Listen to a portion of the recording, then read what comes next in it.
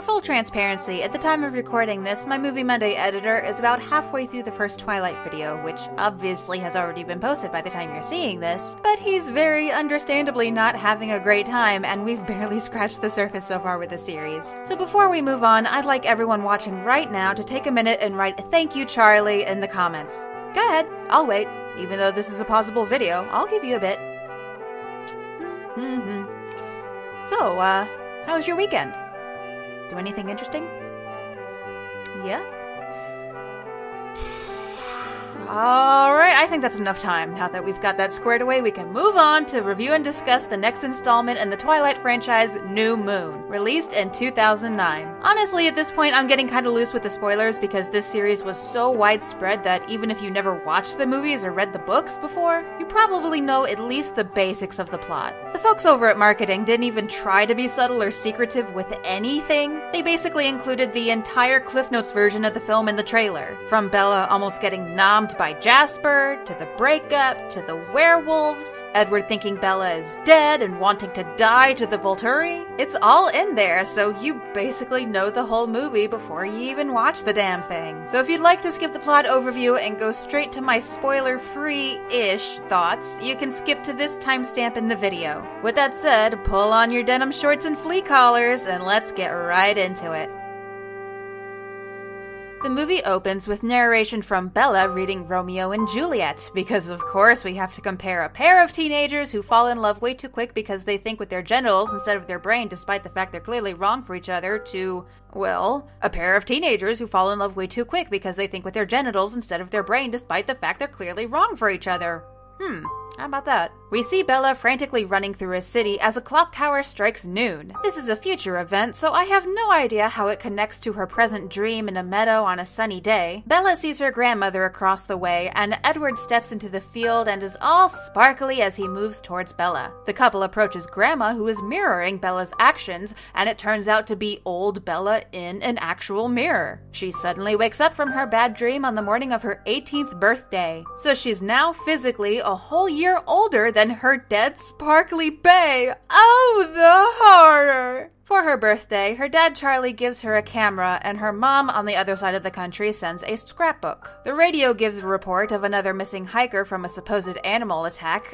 Are we still doing this shit? We're still going with the same side plot from the last movie? Alright. Bella goes to school and meets up with Edward, who parks across 3 spaces like an asshole. I don't care how pretty you are, that doesn't justify this violation of parking etiquette. She's freaking out at being a year physically older than him, but Jacob comes in all suddenly buff in between films and drops off a birthday present of a homemade dream catcher. Alice gives a gift of a dress to wear to a birthday party at the Cullens house later, which Bella is dreading because she's boring and unfun and very unappreciative. In their shared English class, Bella and Edward watch Romeo and Juliet on film because we must have this comparison shoved even further down our throats. And while they're chatting, Edward chides Romeo for getting his true love killed, but he envies his humanity and being able to commit suicide. Then goes on about how he would kill himself by going to Italy and provoking what he calls the Volturi, which are the closest thing to royalty in the vampire world, which he had planned to do if he couldn't save Bella in the previous film. Because nothing says happy birthday to your girlfriend better than describing your intention of suicide by Italian vampire cult.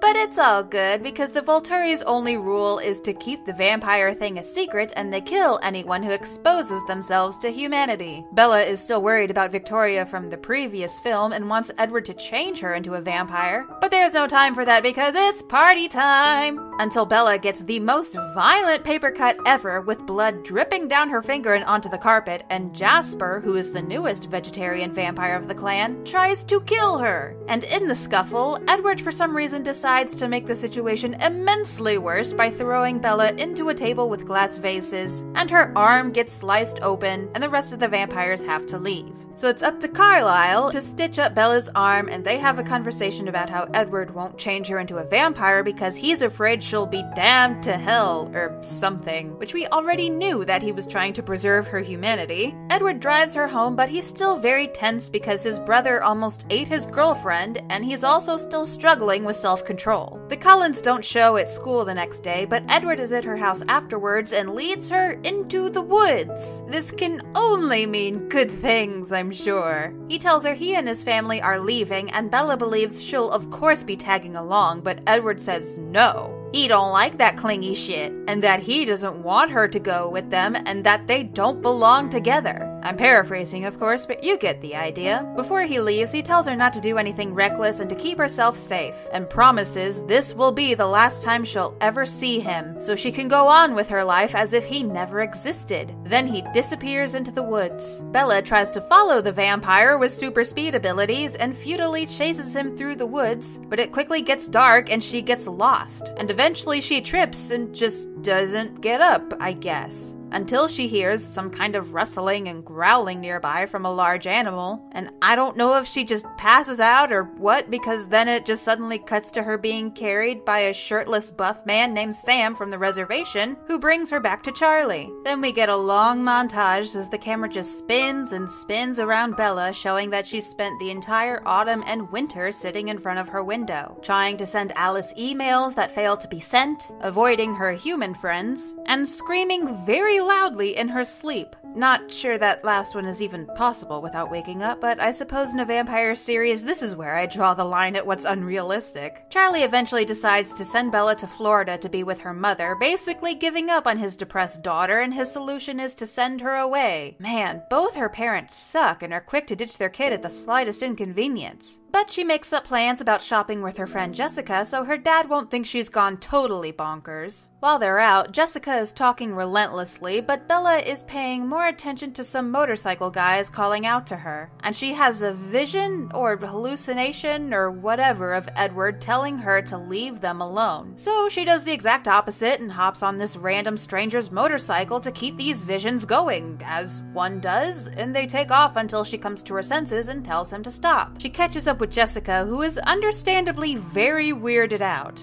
Bella gets the idea to take these junked-up motorcycles her neighbor had thrown out and brings them to Jacob with the intention to have him fix them up so she can do more dangerous shit and see Edward in her head. The two spend a bunch of time together, and Bella still attempts writing to Alice saying Jacob is filling the hole left in her chest and probably other places. Once the bikes are fixed, they take them down the road to try them out. And on the way, they pass Sam and his cult, as Jacob puts it, of short-haired, shirtless buff guys cliff diving into the water below, including some of Jacob's friends that have recently joined. While attempting to ride her motorcycle, Bella sees Edward and completely biffs it, smacking her head against a rock, and we get to see Jacob in all his shirtless wonder tend to her and press his dirty, sweaty t-shirt into her open wound. Top-notch first aid there. At school, Bella finally rejoins her friends as they're talking about bear sightings and hikers that have gone missing. Mike immediately jumps at the opportunity to ask her on a date, which Bella sort of accepts, but invites all their other friends along, including Jacob. Of course, everyone bails except for Bella, Jacob, and Mike, and they sit very awkwardly during the movie, with each of the guys trying to hold hands with her, until Mike leaves to barf due to the grotesque action of the film. Jacob more blatantly tries to hold Bella's hand, but then gets rejected! She says she's too damaged for them to ever be together, but he assures her that he will never hurt her the way Edward did, and he can simply wait for her until she's ready. When Mike returns from the bathroom, Jacob suddenly starts getting unreasonably and laughably hostile, suddenly not feeling well, and leaves to go home. Bella tries to call many times later, but Billy says he has mono and Jacob won't talk to her,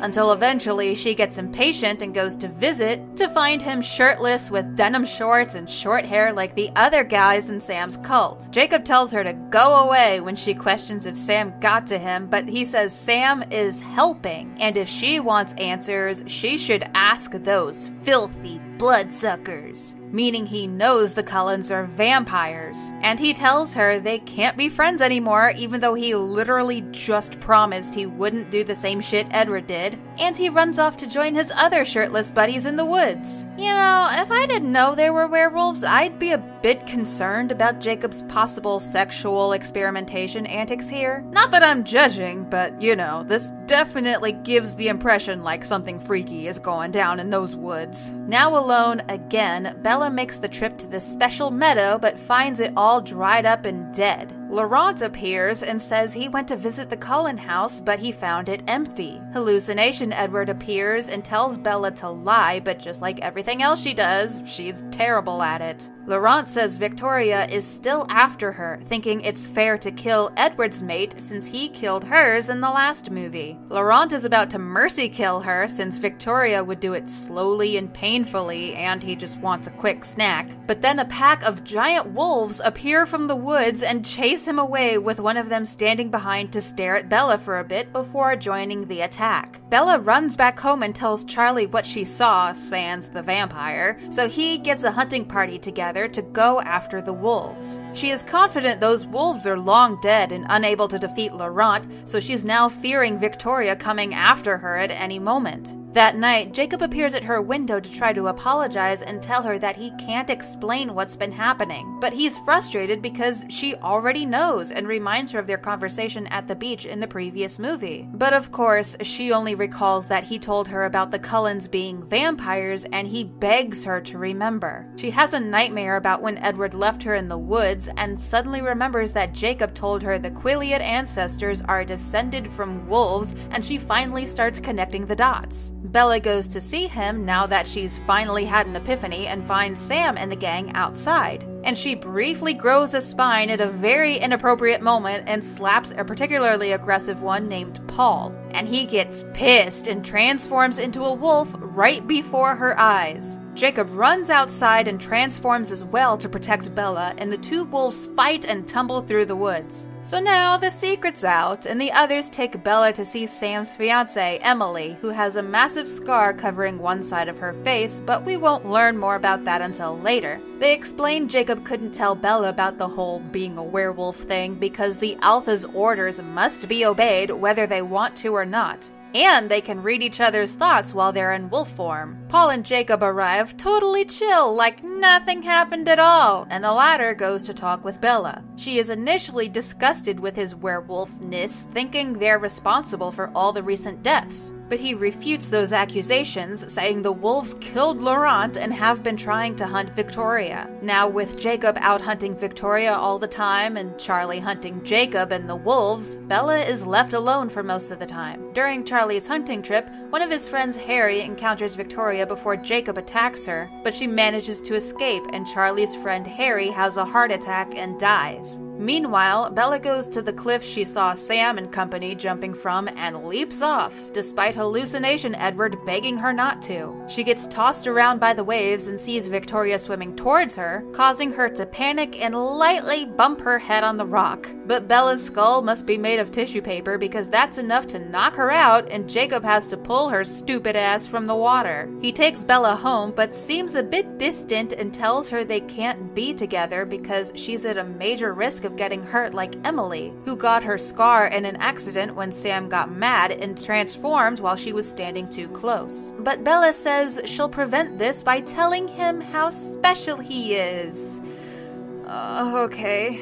There's kind of an undertone of some domestic abuse symbolism here, and I'm really not feeling this. As she's exiting the car, Jacob suddenly smells a vampire, but Bella sees Carlisle's car and wants to go inside. Jacob tries to take her away, but she goes in anyway to find Alice, who is surprised to see her alive because she saw in her visions Bella jumping off of the cliff, thinking it was a suicide attempt, and saw nothing afterwards because she can't see the werewolves in her visions. So she didn't know Bella was saved. Alice leaves Bella alone with Jacob for a bit since apparently he smells really bad to her. He asks if the other Cullens are back, which I guess hurts Bella's feelings, and Jacob is sad for breaking his promise again. And they're very awkwardly almost about to kiss when the phone rings. Jacob answers for some reason, even though it's not his house because we gotta drive the plot forward somehow, and the person apparently asks for Charlie. Jacob says Charlie is unavailable because he is arranging a funeral, and we see it was Edward who called, now believing the funeral Jacob referred to is Bella's because of Alice's vision. Alice hurries back in, having seen a vision of him going to Italy, as he said forever ago, and provoking the Volturi to die by their hands. The girls go to leave so they can stop him, but Jacob begs Bella to stay with him, but they go anyway. They take a flight to Italy, and we see Edward is already there and has asked the 3 vampire leaders to kill him, but they refuse. Which is nice, I guess, or not. I'm really kind of unsure. And they even offer for him to join because of his abilities. So Edward decides he's going to force their hand by exposing himself to the humans at noon when the sun is at its highest. Alice and Bella steal a car and drive to the city where there is a festival to commemorate the expulsion of vampires, because of course there is, and the time is ticking down. They get to a point where they can't drive any further and Bella has to continue alone, because Edward will read Alice's thoughts if she gets too close and assume she's lying and rush into his plan or something. We get the scene from the beginning of Bella running through the crowd of people in red and sprinting through a fountain to get to Edward, slamming into him just as he steps out into the sunlight, and they move before anyone can see. Bella says she just wanted to stop him from killing himself out of guilt and she can let him go since, you know, he dumped her and said he didn't want her and all that. But Edward says no, and he lied before about all that and chides her because she believed him so easily. What a manipulative dick. This is literally an abuse tactic. Why are we rooting for these two to be together again? Mid-makeout, they are interrupted by some members of the Volturi, asking them both to come speak to the leaders, and Alice joins them as well. Bella meets the Volturi leaders Marcus, the blonde guy whose name I don't remember and honestly can't be bothered to look up, and Aro, who immediately takes Edward's hand on their arrival because he can read every thought a person has ever had just by touching them, except for Bella, who is immune just as she is with Edward. He wonders if she is immune to all their powers, so he instructs one of them, Jane, to try since she can telepathically hurt people or whatever. I have no idea how it works. But Edward freaks out and steps between them at the last second and gets hit instead. Jane then tries on Bella, but nothing happens. However, since Bella knows about the existence of vampires, they order her to be killed. But Edward tries to fight them off and they nearly kill him, but Bella practically collapses in on herself to beg them to stop and says to kill her instead. Which is literally what they were already trying to do, but this astonishes Aro since she would give up her life for one of them. He is about to kill her, but Alice pipes up and says she has seen a vision of Bella becoming a vampire, which we also see of Bella and Edward frolicking through the woods. Convinced of the Cullens' plan to turn Bella, the Volturi allows them all to go, but not before the Cullens pass a parade of humans brought to become a meal, which includes a few kids. If their whole thing is secrecy, then it seems counterproductive to bring a whole bus full of people with entire families to their lair and murder them all. Back at home, Edward and Bella are back together and Edward says he will never leave again because he can't live without her. Oh, joy. Edward says they won't have to change her, which upsets Bella, so they go to the Cullen house and for some reason put it to a vote on whether or not Bella will become a vampire. Because I guess she's still incapable of making her own decisions or having any sort of agency over her own life. And the majority vote is yes, so a plan is set for after her high school graduation. As they drive back to Bella's house, Jacob stops them wanting to talk since he's rather perturbed at Edward for taking his girl. And he also reminds Edward of the treaty between the Cullens and the werewolves that states they cannot bite a human, so turning Bella would break the treaty and end the truce, meaning a war between the vampires and werewolves. Oh, no, Jacob, please, don't give me hope for something actually exciting happening in this series? Bella basically tells Jacob that if he forces her to choose, then it's always going to be Edward, and the two guys are about to fight, but Bella stands between them, and Jacob runs off. So Edward takes this opportune and very emotionally charged moment to offer to change her himself if she agrees to marry him. And the movie literally ends on Bella's startled gasp. Oh, what a cliffhanger. I mean, she's already agreed to become an immortal vampire, but will she agree to marriage? That might just be too much. We'll just have to wait and see.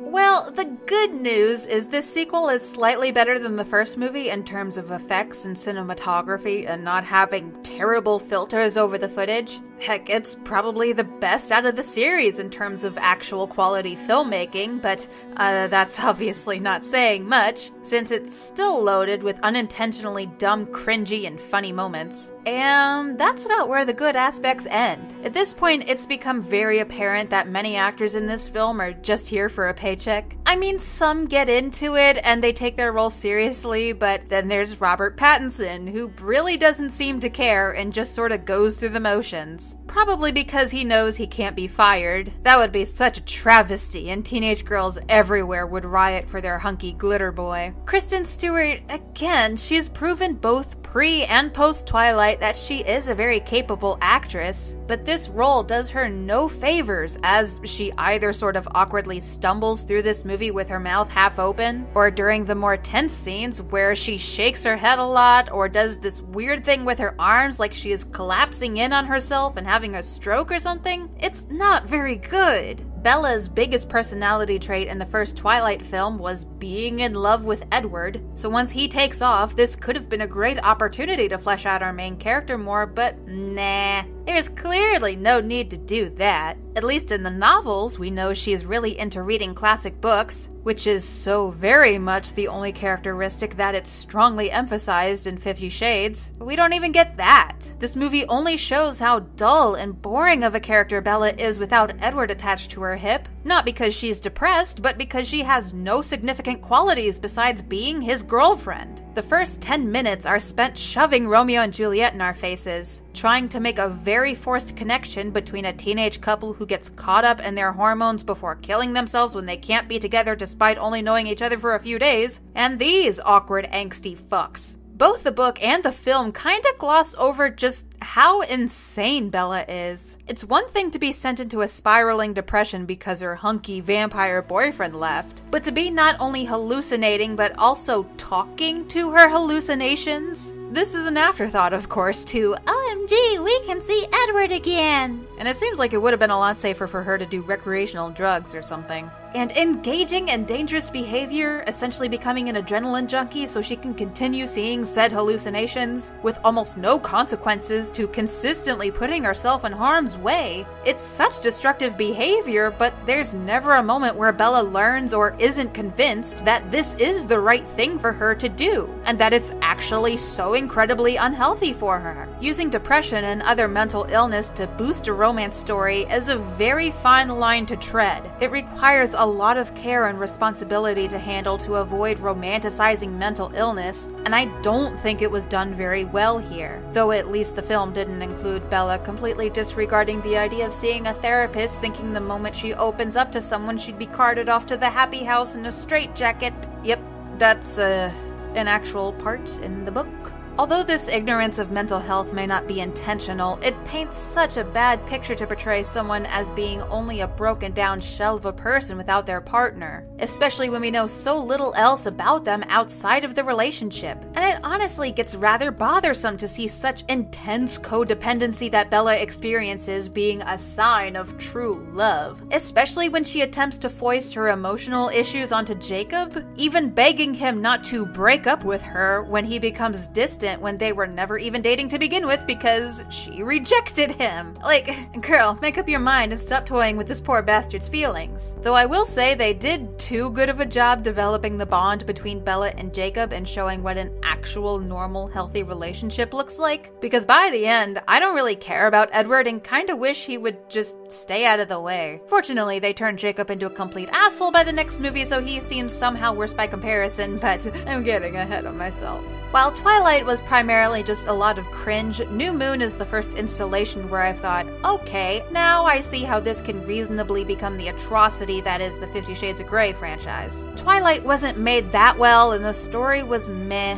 but in New Moon, it is a better made film in some aspects, but the story is so much worse. So because of this, I'm giving New Moon my personal rating of 5 out of 10. And yet, somehow, this isn't even my least favorite film in the Twilight franchise. But we'll talk more about that next time. Let me know what you think in the comments below, and if you have any suggestions for movies I should discuss and review in the future. If you enjoyed this video, please leave a like and subscribe if you have not already. And until next time, I will see you folks later. Bye!